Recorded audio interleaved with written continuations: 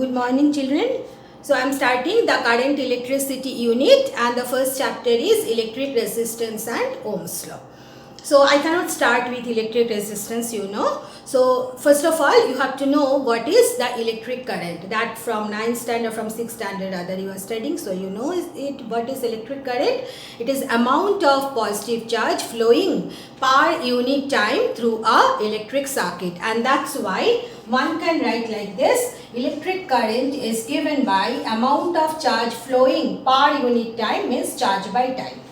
Again, you know that whenever we consider electric current, although we consider that electric current is due to the flow of positive charge, but actually in the circuit no positive charges flow. Then, and it is due to the movement of electron, we are getting the electric current. And according to quantization of charge that you studied already in the first chapter of electrostatic, we can write that amount of positive charge flowing through the circuit is given by N into E by T, where N is the number of electron passing through the circuit in time T, and E is the charge flowing through, E is the charge of the electron. Alright, so this is the basic relation for electric current.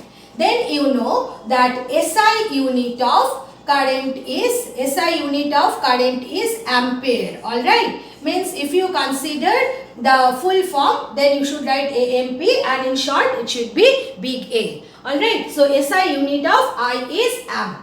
And you know this also, that 1 amp is equal to 1 coulomb by 1 second. Alright, now you know that the charge of electron is equal to 1.6 into 10 to the power minus 19 coulomb. Alright, so when n number of electrons are flowing, then you cannot say that 1 coulomb charge is flowing. Alright, so we have to find out how many electron can give you 1 coulomb charge. Alright, I repeat, we have to find out how many electrons can give you 1 coulomb of charge. So how you can get this? You can get it from this formula. Q is equal to N into E. So Q is 1 coulomb, then N you do not know. And what is the charge? 1.6 into 10 to the power minus 19. So you see N is coming 1 by 1.6 into 10 to the power minus 19.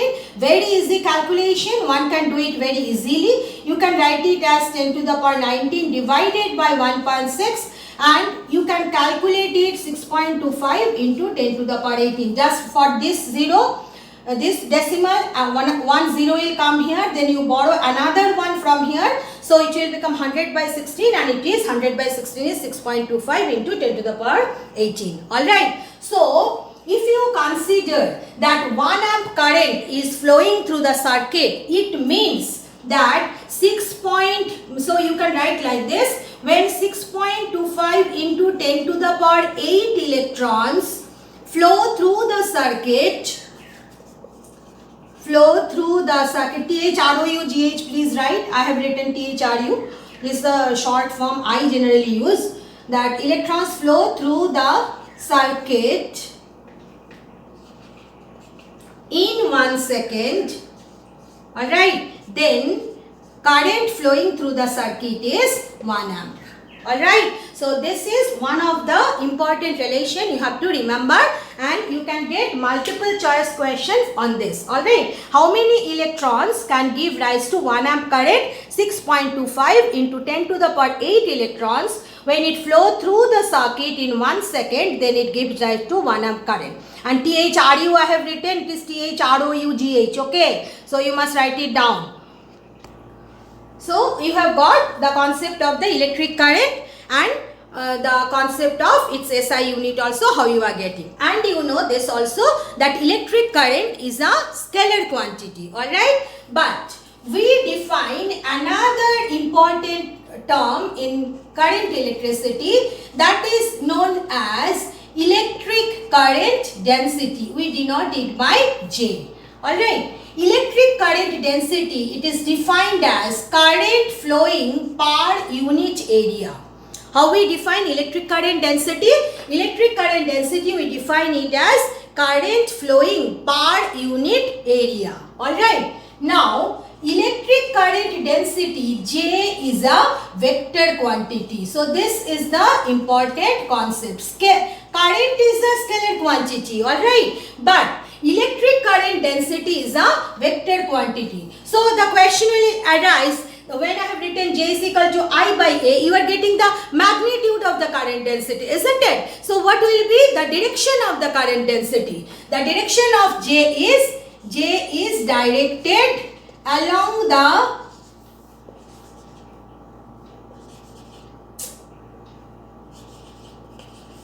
the motion of positive charge. Direction of motion of positive charge, along the direction of motion. Alright, so you remember this. What is the direction of J? J is directed along the direction of motion of positive charge. Alright, means if the electron is moving, then J should be opposite to the motion of electron. Alright, now you see from this one can write that I is equal to J into A. Is that clear? Now understand, this is such a fantastic thing. You see, I is a scalar quantity, but J is a vector quantity, and A is area. Now you know area is a vector quantity, isn't it? And I hope you have not forgotten what is the direction of the area vector. Area vector is always perpendicular to the surface. Alright, so here J is a vector quantity and A is a vector quantity, whereas I is a scalar quantity. So, if you apply the concept of vector, then you can write it as I is equal to J dot A. Is that clear? You must remember this. I is equal to J dot A. So, if you consider that this one current density, this is for a infinitesimally small area. J is the density, electric current density passing through an infinitely small area dA. Then how you can get the entire current? It will be integration J dot A. Alright, so these are all the relations related with the electric current and current density. And I repeat once again that electric current is a scalar quantity, but this one electric current density is a vector quantity. Now although here we are using the term density, but the current density we define it as current flowing per unit area. So, can you please tell me then what will be the SI unit of J? SI unit of J will be what? Current is ampere and area is meter square. So, it will be ampere per meter square. Alright. SI unit of current density is ampere per meter square. Next topic is free electron theory of electric conduction. That also you know, this is nothing new to you. Now, you know that why a conductor can conduct electricity, whereas the insulator, it cannot conduct electricity. Semiconductor, it can conduct electricity at cannot conduct electricity at low temperature, whereas at high temperature, it can conduct electricity. What is the cause behind it? The cause behind it is that in conductor, there are loosely bound electrons, means they are loosely bound to the nucleus. That's why after getting the thermal energy from the substance, they become free, but they can easily, freely move within the substance. Alright. So, in one word, I can say that the conductors are having free electrons, so the conductors able to conduct electricity. Alright. Whereas insulators, they are not having free electrons, so they cannot conduct electricity. And in case of semiconductor, when the temperature is low, then there is no free electron. Alright. But when the temperature increases, then electrons, they jump from the this one valence band to the conduction band and they become free electron.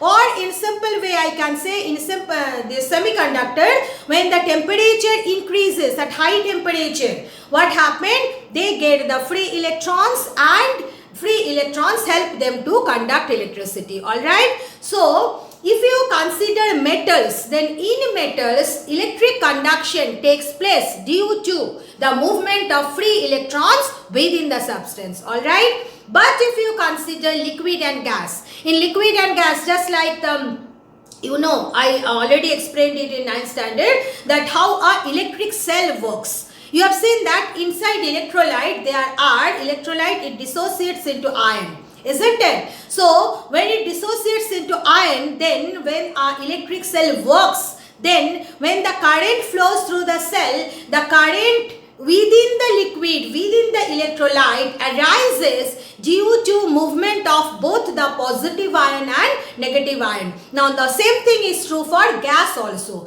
So you can say in liquid and gases, electric conduction means the conduction of electricity takes place due to movement of positive charge as well as negative charge, which we call as ions. All right, so this is the one important point of difference also, an important point also. You must remember it lifelong, that in case of metals, in case of conductor, electric conduction is due to movement of free electrons only, whereas in case of liquid and gas, electric conduction takes place due to movement of both positively charged ion and negatively charged ion. So regarding the electric conduction, these are the two important points you must note down, learn and remember. Now the next concept I am going to discuss is the most important topic of this chapter, alright, and you will get every year, alright, you will get means question you can get from this topic. So that's why you see here asterisks I have put. So try to get a very clear concept of this, alright, although it is a concept already you have, everybody is knowing this. Now, if you consider electrons within metals, then electrons, they behave just like gas molecules within a gas enclosed within a vessel. Alright. So, what are the kinetic theory of the gases? I hope you can remember that always the gas molecules are in random motion.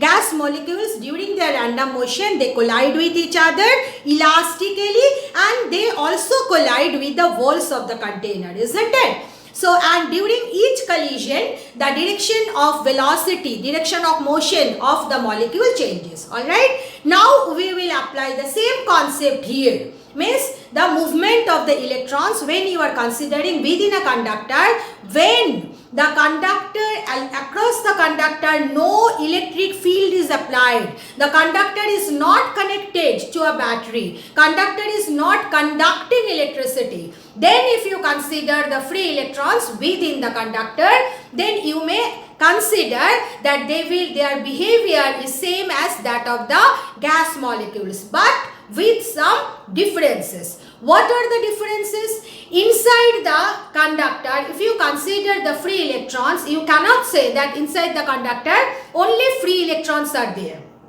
Alright. Now here there is no space. Okay, I am drawing it here. So you see how the free electrons are coming.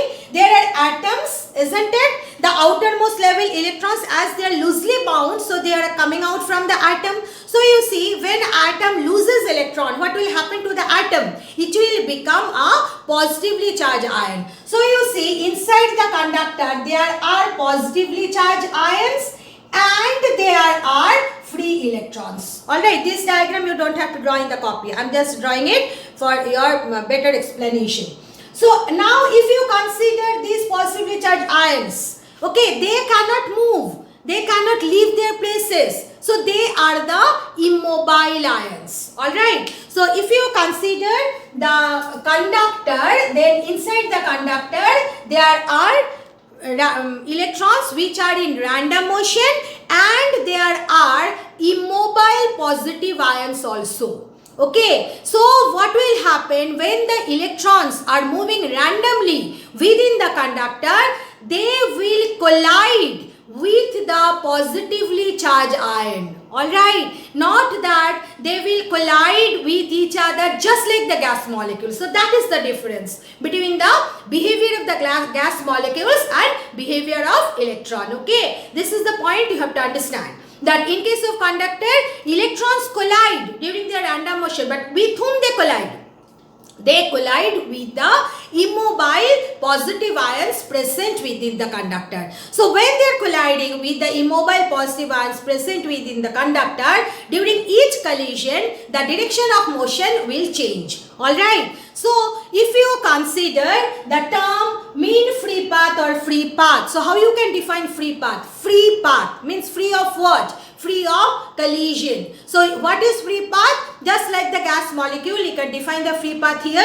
The distance or the path between two successive collision is known as the free path. Now the length of the free path, it may vary from one electron to other electron. So whenever we are talking about the free path of a particular conductor, then what we do, we take the average of all free paths of all electron. Alright. So what is mean free path? The average distance travelled by any electron between two successive collision is known as the mean free path. And how you can calculate mean free path? Simply you take the average of all free paths of all electron. Alright, that we considered as mean free path. And mean free path we denote it by lambda. Alright, then next term is coming relaxation time. They are relaxing from what? Relaxing from collision. Okay, so what is relaxation time? The time gap between two successive collision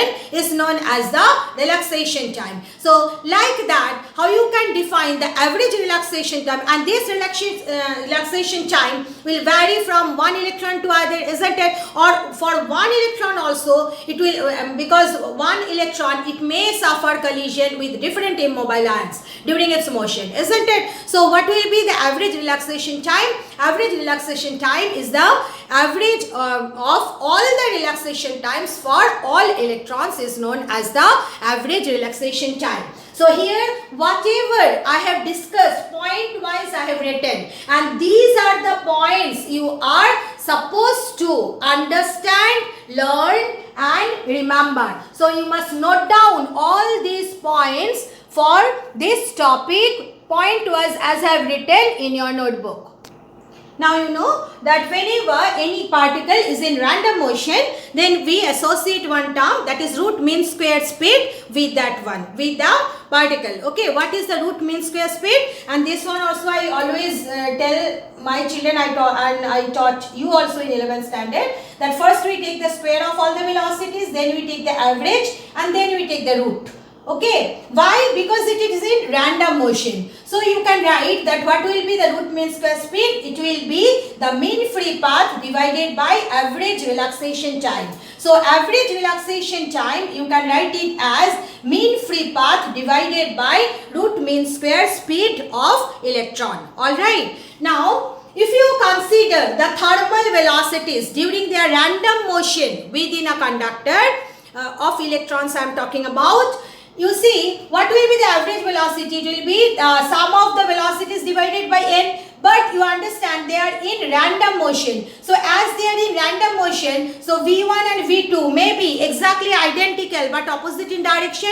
So when you will add them up, what will be the sum of all the velocities? Because sum of all the velocities will be 0. So this is another important point you must remember, that although electrons are in random motion, due to the random motion, average thermal velocity of the electron, it is equal to 0.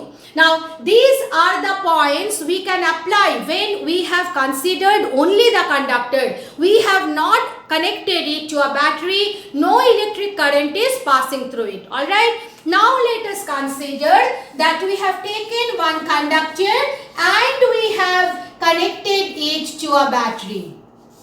So connecting it to a battery means what? Physically, what does it mean? What does it signify? It means that we are applying an external electric field E created by the battery along the conductor. Alright. So connection of battery to a conductor, physically what does it mean? It means that we are applying an external electric field across the conductor. Alright. Now, if you consider the electron here, electron is negatively charged, isn't it? So you see, we know that all the charges, when they are placed in an electric field, they experiences a force. So you can write what is the force experienced by the electron. It is minus E into E, where E is the charge of the electron. This is coming from this relation. From the first chapter only we have got that force is equal to charge multiplied by the electric field intensity. Okay, so here why the negative sign is coming? Because electron is negatively charged, so the direction of the force and direction of the electric field, it is opposite. So you see, if the electric field is acting in this direction, then electron will experience a force in the opposite direction. Alright, so if I consider only the magnitude of the force, then what is the magnitude of the force experienced by an electron? It is E into big E, electric field intensity. So you see, under the action of the force, an acceleration will be created within the electron. So what will be the acceleration?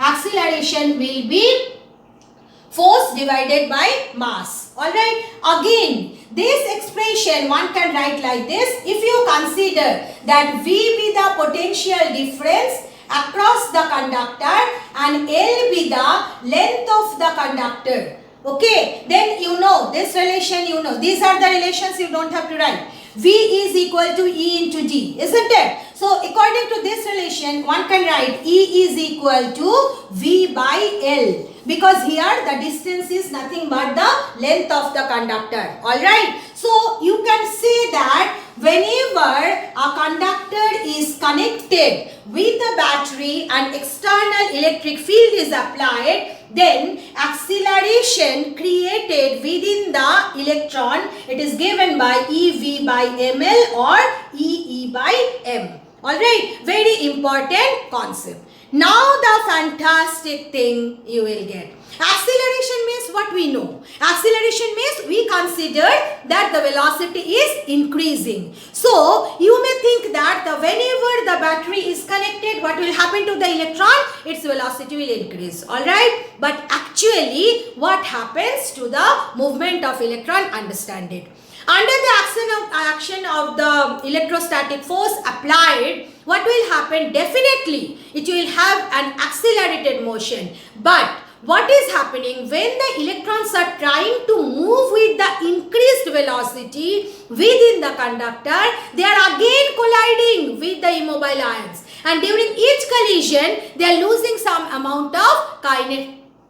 They are losing some amount of kinetic energy. Alright. So you see what is happening actually. Actually it is happening that instead of having an increased velocity, electrons, they drift with a constant velocity within the conductor when the electric field is applied, when the conductor is connected to a battery. Alright. So this constant average velocity with which electrons move within a conductor when an external electric field is applied is known as the drift velocity of electron. Very important topic, favorite topic of the examiners. Alright. So what I said, I am repeating because this concept is very, very important to you, that whenever the conductor is connected to a battery, definitely one acceleration electron will have, but at the same time as electrons will collide with the immobile ions,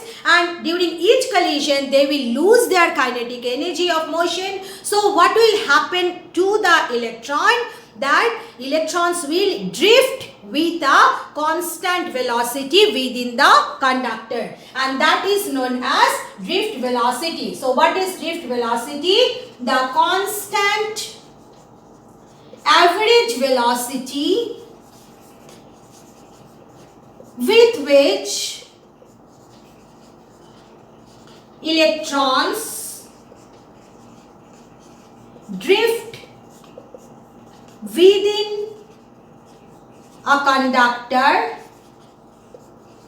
connected. I am just making it simple. Instead of writing that electric field is applied, conductor connected to a battery is known as drift velocity. Alright, so this is the most important one, and everyone should learn the definition and remember till IC exam. Okay, what is drift velocity? So what is drift velocity? The constant average velocity with which electrons drift within a conductor connected to a battery is known as the drift velocity. Now this position conductor connected to a battery, you can change it in two different ways. You may write this way: when the conductor is conducting electricity, or when an electric field is applied across the conductor. So we have understood what is drift velocity. Now we want to get one mathematical relation for the drift velocity. So how we can get that? When you are considering that electrons, that nothing, no electric field is applied, only the electrons are allowed to move within the conductor, then for each electron you can say that velocities are like this. There are n number of electrons. Alright. Now when you have applied the electric field, means when you have connected the conductor to the battery, then what will happen? It will have an accelerated motion. Now you know acceleration is change in velocity by time taken. So you see, what is the change in velocity? Is it acceleration into time? Now under the application, under the effect of the electric field, if you consider the velocity of the electron is v1 dash, then you see how you can write v1 dash. It will be the old velocity plus change in velocity, means it will be v1 plus a into tau 1, where tau 1 is the relaxation time, because you know the velocity of electron will increase during the relaxation time only, when it is not colliding, isn't it? So what you can write, that the new velocity when the electric field is applied, it can be written as thermal velocity plus acceleration into relaxation time. Now acceleration into relaxation time will give you the increase in velocity. Acceleration into relaxation time give you the increase in velocity. So you see, for the second electron, exactly in the same manner, you can write it as a tau 2. All the electrons, they are having the same charge, they are same electric field, intensity is applied, so acceleration is same for everyone. But relaxation time, you cannot say that will be same for everyone. So when I am considering the second electron, the relaxation time will become tau 2. So exactly in the same manner, for the third electron, you can write it like this. So this is the way when you are coming for the nth electron. You have assumed here there are n number of electrons. Okay. So what will be the velocity of the nth electron? This. So if you consider the drift velocity, what is the drift velocity? Average of all the new velocities. So you can write drift velocity will be v1 dash, v2 dash, then vn dash divided by n. So you see, every velocity are having two terms. So if I separate the terms, you can write it this way, plus vn by n, then plus you can write it as a into tau 1 plus tau 2, then tau n divided by n. So this is what? Thermal velocity, average of all thermal velocity. Average of thermal velocity is 0. And a into tau 1 plus tau 2 tau n by n. What is this? This is nothing but the average relaxation time. Alright. So you see, what is the relation for drift velocity you have got? Relation for drift velocity is a into tau. Is that clear?